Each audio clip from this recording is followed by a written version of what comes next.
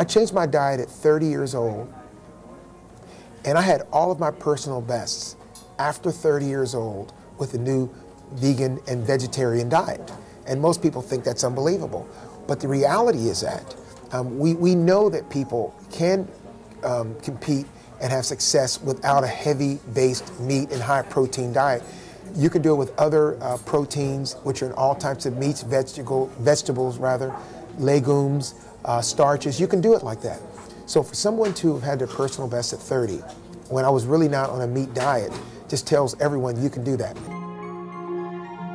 Well, when I made the step to vegan, I actually went from a meat-eating diet all the way to a vegan diet immediately.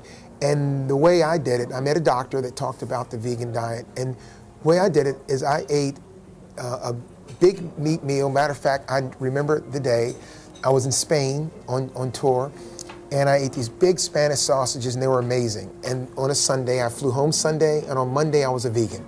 So my biggest issue in changing was not what I was missing, but the amount of food that I ate. I had to adjust to calorie intake.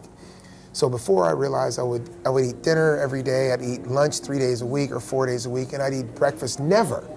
So now I could eat 3 meals a day, I could snack, and it really enhanced that part.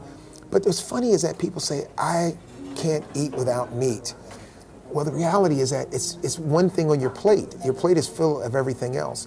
So we developed a diet that didn't just go to what I guess a lot of people would think were vegan foods.